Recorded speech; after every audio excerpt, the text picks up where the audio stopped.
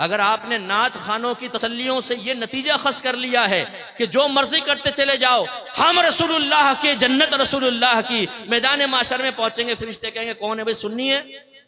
जी जी सुन्नी हूं, बस आ जा, जो कुछ किया कोई बात नहीं, तूने चर्स पी, जिना किया, कुछ भी, सुन्नी है ना, सीधे जन्नत में चला जा, जन्नत तो तुम्हारा इंतजार कर रही है। अगर ये ख्वाब आपको दिखाए गए हैं तो खुदारा मुफ्ती मुनीबर रवान साहब के इस कौल पर अमल कर ले। एक जगह बयान चल रहा था, प्रोग्राम था, मुफ्ती साहब भी थे, मैं बैठा हुआ था, नात खान वो पहुंचा रहा था लोगों को इधर से उधर 2 मिनट में, जो हमारे अक्सर नात खानों की आदत होती है, कोई बैठा हो तो भाई नाराज ना हो।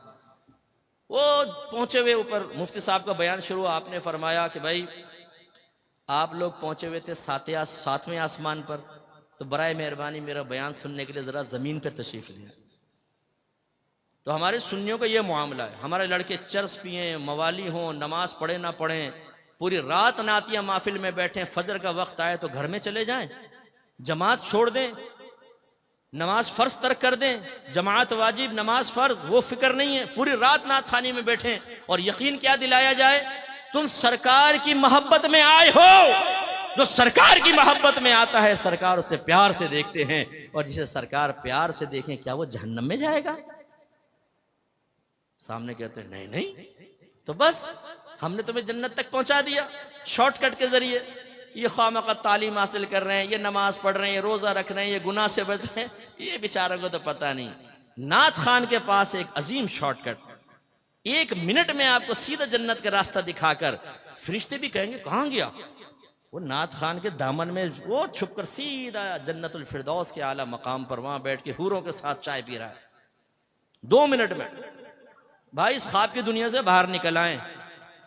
आप पे और मुझसे बड़े सहाबाए किराम आशिक रसूल थे, उनकी कोई एक मिसाल ऐसी बताएं कि उन्होंने नबी करीम के फरमान सुनने के बाद एक कान से सुना, दूसरे कान से निकाला, और उन्होंने ये अर्ज किया हो माज़अल्लाह कि आपका बनाया हुआ मायार ठीक है, ये आप अपने पास रखें, लेकिन हम ये कहते हैं कि आपकी मोहब्बत हमें जन्नत तक पहुंचाएगी, लिहाजा इन तकल्लुफात की जरूरत नहीं, हम वैसे जन्नत में पहुंच जाएंगे। है कोई साहबी ऐसा? नहीं।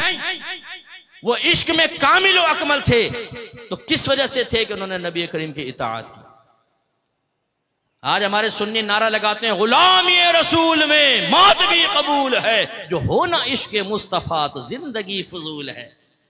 फिर एक दूसरे को देखते हैं कैसा लगा नारा, दूसरा कहता है वाह क्या नारा लगाया तूने यार, ब्लड सर्कुलेशन तेज हो गई। अच्छा भाई कर ले तेज।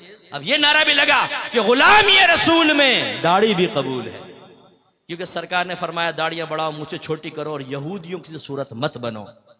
ये नारा लगा गुलामी रसूल में बाकायदा इल्म दीन सीखना भी कबूल है, कि आपके नबी ने फरमाया तलबुल इल्मी फरीदतुन अला कुल्ली मुस्लिम, इल्म का हासिल करना हर आकिल बालिग मुसलमान मर्द और औरत पर फर्ज है। अपने घर वालों को नेकी का हुक्म दें, बुराई से रोकें, क्योंकि अल्लाह ने फरमाया वअमुर अहलक बिस्सलाति वस्तबिर अलैहा ला नसअलुका रिज़्क़न नहनु नरज़ुकुक। अपने घर वालों को नमाज का हुक्म दे और खुद भी उस पर साबित कदम रहे। हम तुमसे रिज्क का सवाल नहीं करते, रिज्क तो हम तुम्हें अता फरमाएंगे। या अय्युहल्लज़ीना आमनू क़ू अनफुसकुम व अहलिकुम नारा वक़ूदुहन नासु वल हिजारा, वो मैंने आयत पहले भी आपको सुना। तो करें अपने घर वालों की इस्लाह।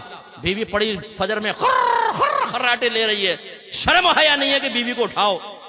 जवान बेटा पड़ा सो रहा है, ये नहीं कि लात मार के उठाए कमबख्त उठ। हाँ, अगर गवर्नमेंट ऑफ पाकिस्तान ये ऐलान कर दे जो फजर की नमाज बाजमात अदा करेगा उसको 5000 रुपए मिलेंगे, यही अब्बा होगा, यही थका हारा बेटा, यही जुल्फों की असीर बनाने वाली लैला। फिर इस मजनून को, इस अब्बा को देखें आप, लात मार के ना उठाए बेटे को, कमबख्त उठ, 5000 का मामला है, 5 तेरे 5 मेरे 5 छोटे बेटे के 15000 रुपए रोज, एक नमाज के, फिर 5 नमाज, फिर महीने की कैलकुलेशन करके अब्बा क्या कल हो अपने तो वारे न्यारे हो गए। तो आपकी बात नहीं कर रहा हूं, ये दुनियादार किस्म के लोगों की बात कर रहा हूं। लेकिन सोचिए कि हम क्या कर रहे हैं। इसी तरह ये नारा लगाएं कि गुलामी रसूल में हर गुनाह छोड़ना भी कबूल है, क्योंकि मेरी वालिदा सैयदा आयशा सिद्दीक़ा रज़ी अल्लाह तआला अन्हा कहती हैं कि नबी करीम सल्लल्लाहु अलैहि वसल्लम अपने ज़ात की खातिर कभी किसी से इंतकाम नहीं लेते थे, लेकिन जब कोई अगर अल्लाह की नाफरमानी करता तो सरकार उससे इंतकाम लेते थे। इंतकाम का मतलब उस पर सजा जारी करते थे। इजहार नाराजगी फरमाते थे। अगर आप ये समझते हैं कि नात खानी में बैठने के बाद मैं नमाज कज़ा करूं, मैं लड़कीबाजी करूं, मैं सेक्स चैट करूं, मैं पोर्न वेबसाइट के विजिट करूं, मैं गंदी हरकतों में मुलव्वस रहूं और सरकार मुझे मोहब्बत भरी निगाहों से देखे, तो ये आपकी खाम ख्याली है। नाफरमानी और मोहब्बत रसूल जमा हो सकती है, इसका इनकार नहीं है। शेख अब्दुल मुहद्दिस देहलवी रहमतुल्लाह अलैह फरमाते हैं कि नाफरमान अपने दिल में मोहब्बत रसूल रखे, ये मुमकिन है, लेकिन फरमाया वो मोहब्बत रसूल में नाकिस है। इसलिए कि मोहब्बत रसूल का तकाजा ये है, महबूब का तकाजा ये है कि महबूब के कहे पर चले। लोग तो अपने महबूब के लिए उस्तादों को छोड़ देते हैं, लोग तो अपने महबूब के लिए एकेडमियों को छोड़ देते हैं, लोग तो अपने महबूब के लिए उस्तादों से बदतमीजी के लिए तैयार हो जाते हैं। ये मोहब्बत का तकाजा है, ऐसा होना चाहिए मोहब्बत, कामिल मोहब्बत, पक्की मोहब्बत। ये औरत की मोहब्बत में इंसान सब कुछ कुर्बान कर दे, ये है कामिल मोहब्बत। बस मैं कहता हूं कि इसकी मिसल नहीं कह रहा हूं, ऐसी मोहब्बत हमारी होनी चाहिए कि नबी करीम की मोहब्बत में बाप नाराज हो, मां नाराज हो, दोस्त नाराज हो जाए, कोई भी नाराज हो, जब मेरे नबी ने फरमा दिया तो मैं नबी का कहना मानूंगा, सबकी नाराजगी मोल लूंगा।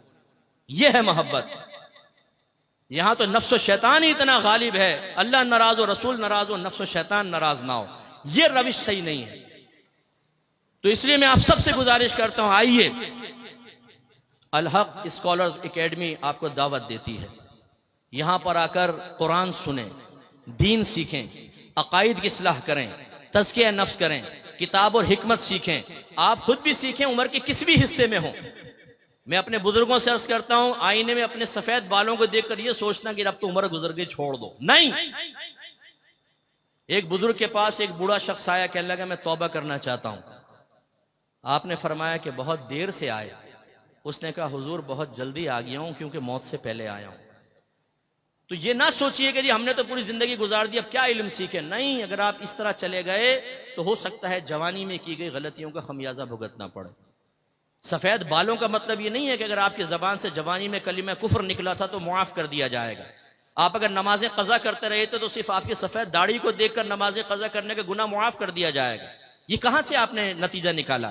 आप भी सीखिए और अपने बच्चों को और खुसूसन बेटियों को यहां जरूर दाखिला करवाएं, इल्म दीन सीखें और पक्के सुन्नी बने, पक्के मुसलमान बने कि जो अपने मजहब को बयान करना जानता हो, मजहब का दिफा करना जानता हो दलाइल के साथ, फिर मुजाहिदीन पैदा होंगे।